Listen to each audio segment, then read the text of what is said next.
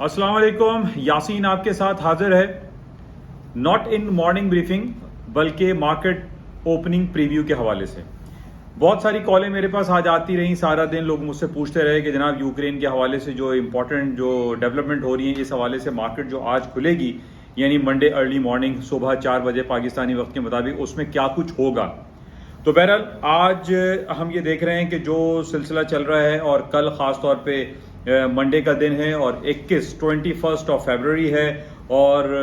Ukraine और रूस के स्टैंड ऑफ से पहले मैं ये भी बताता चलूं कि कल अमेरिका में मार्केटें बंद रहेंगी। कल अमेरिका में प्रेसिडेंट डे हॉलिडे सेलिब्रेट किया जा रहा है जिसकी वजह से वहां पे बैंक्स और स्टॉक्स बंद रहेंगे, लेकिन पूरा यूरोप पूरा एशिया वो इलेक्ट्रॉनिक मार्केटें चलती रहेंगी। तो इसको आप बहुत ज़्यादा जहन नशीन कीजिए क्योंकि मार्केटें ख़ास तौर पे जैसे मैं हमेशा आपसे बयान करता हूं कि जब कहीं की भी दुनिया की मार्केटें एक लॉन्ग वीकेंड के लिए बंद होती हैं, लॉन्ग वीकेंड के लिए बंद होती है तो उसमें मार्केट का एक अजीब व गरीब रिएक्शन हमें दिखाई देता है। बहरहाल इस रिएक्शन से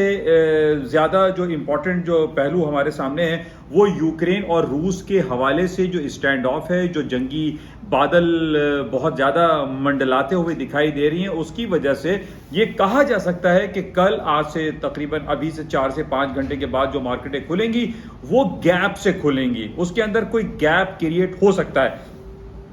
अच्छा, गैप क्रिएट होने की वजह ये नहीं है कि जनाब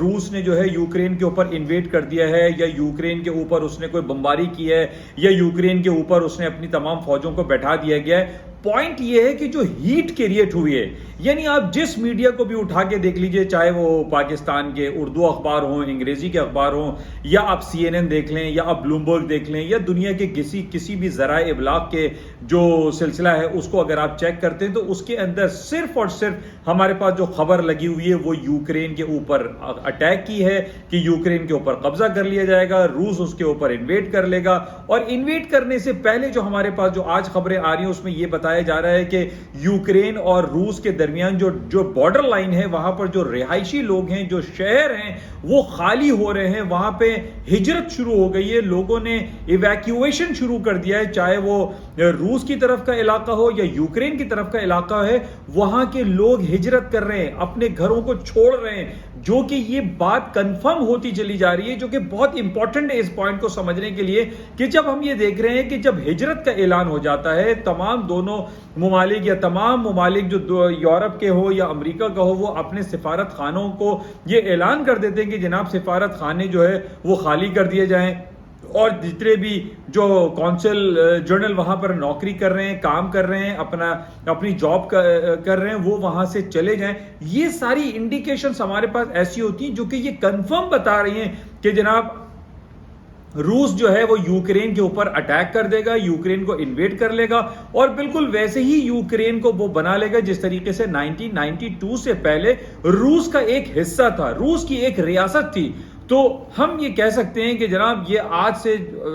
के बाद जो मार्केटें खुलेंगी 4 से 5 घंटे के बाद का जो वक्फा है, सुबह 4 बजे पाकिस्तानी वक्त के मुताबिक मार्केटें खुल जाती हैं। गोल्ड, सिल्वर, स्टॉक, करेंसी, उन तमाम आइटम में एक गैप क्रिएशन दिखाई दे रहा है। तेल की कीमतें ऊपर की तरफ जा सकती हैं, सोने की कीमतें ऊपर की तरफ जा सकती हैं, स्टॉक मार्केटें डाउन साइड पे खुल सकती हैं और उसकी वजह सिर्फ और सिर्फ मैं यही दोबारा आपसे कहूंगा कि अभी तक कोई अटैक हुआ नहीं है, लेकिन जो हालात हैं, जो खबरें हैं, जो हीट क्रिएट की जा रही है, जो बातें हो रही हैं वो ये जाहिर कर रही हैं कि जनाब 1 या 2 दिन में, 3 दिन में या इस हफ्ते रूस यूक्रेन के ऊपर इन्वेड कर देगा, अटैक कर देगा और उस अटैक करने के जो बाद के जो मसाइल हैं वो आपके सामने है कि जनाब हमें मालूम है कि जनाब 60 to 70% जो ऑयल की पैदावार है या ऑयल की जो सप्लाई है वो रूस करता है पूरे यूरोप को। पूरे यूरोप में गैस है, पेट्रोल है, आपका ये गैसोलीन है, हीटिंग ऑयल है, ये रूस सप्लाई करता है पूरे यूरोप को। अब यूरोप में जब सप्लाई डिसरप्शन होगा तो इस बेसिस पे तेल की कीमतें लाजमी तौर पर ऊपर की तरफ जा सकती हैं। और दूसरी तरफ जब जंगी सूरत हाल हम देखते हैं कि दुनिया में कहीं पर भी कुछ जंग जो है वो बर्पा होने वाली है या जो एक कन्वेंशनल वॉर वाली सिचुएशन क्रिएट हो जाती है तो उसमें सबसे ज्यादा जो तेजी आती है वो सोने की कीमतों में होती है। सोने चांदी की कीमतों में तेजी मुमकिन है। अब न सिर्फ ये वजह कि जनाब अमेरिका अभी तक अपने शरह सूद में इजाफा नहीं कर रहा है और दुनिया में जो स्टॉक मार्केटें हैं वो तकरीबन अपने हिस्ट्री हाई के ऊपर खड़ी हुई हैं और कहा जाता है कि और मार्केट ऊपर चली जाएंगी। इन तमाम बातों को आप एक तरफ रख दीजिए, खास तौर पे इस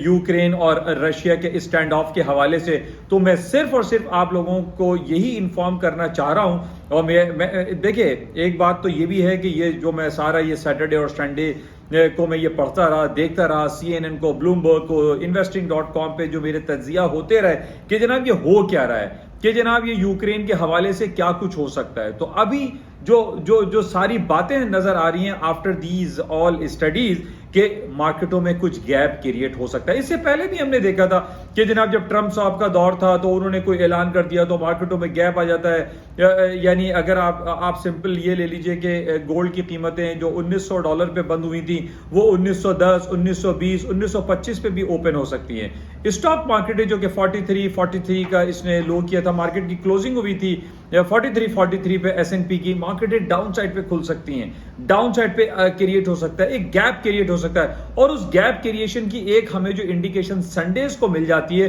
वो खास तौर पे इसराइल की तल अबीब मार्केट और तदावुल ऑयल शेयर जो सऊदी अरब की मार्केट है, आज सब की सब डाउनफॉल पे रही, गिरी भी रही। मार्केट का अगर आप फ्राइडे से मवाजना करते हैं तो आज भी दुनिया की जहां भी एक दो मार्केटें खुलती हैं वो 3-3, 1-1, 2-2% मार्केटें डाउन हो गई, गिर गई। और सिर्फ जो खबर हमारे पास नजर आ रही है वो यूक्रेन के हवाले से है, वो रशिया के हवाले से है।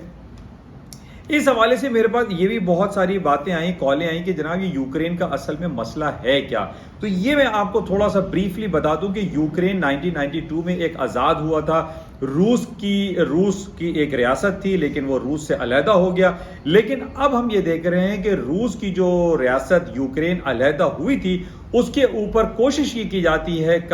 रही है नेटो की तरफ से, नॉर्थ एटलांटिक ट्रीटी ऑर्गेनाइजेशन जो कि तकरीबन 30 ममालिक का एक ऑर्गेनाइजेशन है, वो ये कोशिश कर रहा है कि यूक्रेन को भी अपने अंदर समोले। लेकिन रूस इस बात को बिल्कुल कबूल करने को तैयार नहीं है कि उसकी अपनी साबका रियासत नेटो अलायंस जो कि बैक इन 1940s में क्रिएट किया गया था, रूस के खिलाफ क्रिएट किया गया था और रूस की ही अपनी रियासत, साबका रियासत, वो नेटो अलायंस में शामिल हो जाए। इस हवाले से हमारे पास बहुत सारी ये खबरें यही आ रही हैं कि जनाब नेटो के साथ अमेरिका, बरतानिया, यूरोपियन यूनियन इस कोशिश में लगे हुए कि रूस को मारने के लिए, रूस को नीचा दिखाने के लिए यूक्रेन उसकी साबिका रियासत को अपने अंदर समोलें, जिसको रूस कभी भी कबूल नहीं करेगा। और इसी वजूहात की बिना पर रूस ने इन्वेड करने का इरादा किया है कि वो यूक्रेन के ऊपर अटैक करेगा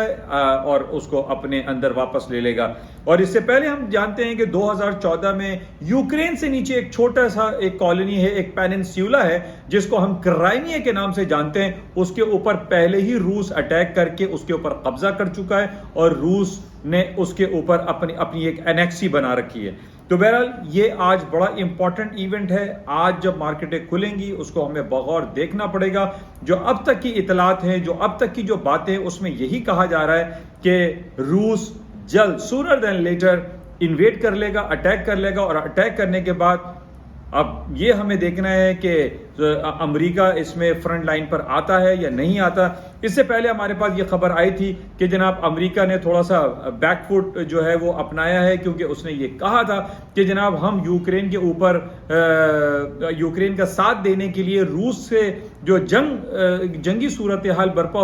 जो होनी है उसमें क्या अमेरिका फ्रंट लाइन पे रहेगा या नहीं रहेगा। बिल्कुल इसी तरीके से जैसे नेटो अलायंस की नेटो फोर्सेज जो है वो अफगानिस्तान में तो रही 20 साल तक, लेकिन फ्रंट लाइन पे ये दुनिया जानती है कि वो अमेरिका ही शामिल था अफगानिस्तान के ऊपर। तो बहुत सारी बातें ये आ रही हैं। अमेरिका में अंदर रहने वाले ये लोग बातें कर रहे हैं कि जनाब अमेरिका की जो फोर्सेस थे पिछले 20 साल से वो अफगानिस्तान के अंदर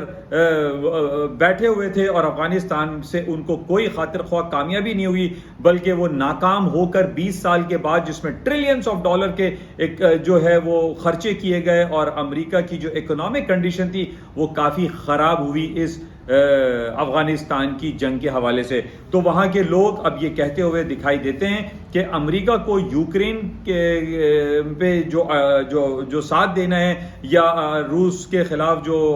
कार्रवाई करनी है, यूक्रेन के अंदर अमेरिका की फौजों को शामिल नहीं होना चाहिए। बिल्कुल इसी तरीके से जैसे 20 साल में इन्होंने अफगानिस्तान से कुछ हासिल नहीं किया, वहां की आवाम का यही कहना है कि जनाब यूक्रेन से भी इनको कुछ हासिल नहीं होगा। उसकी वजह यह है कि यूक्रेन के ऊपर अगर रूस अटैक करता है और रूस की तमाम जो सप्लाई चेन है वो ख़त्म कर दी जाती है यूरोप की तरफ से, और रूस तमाम ऑयल की जो सप्लाई है वो यहाँ से बंद कर देता है, तो रूस को फिर भी कोई फर्क नहीं पड़ेगा, क्योंकि रूस के साथ इस वक्त जो शामिल है वो चाइना शामिल है। इस वजह से हम ये नहीं कह सकते कि जनाब ये जंग रूस हार जाएगा, क्योंकि रूस के पीछे एक बहुत बड़ी ताकत जो दुनिया की अनडिक्लेयर्ड सुपर पावर है, दैट इज चाइना, वो रूस के साथ है। तो बहरहाल एक बहुत बड़ा एक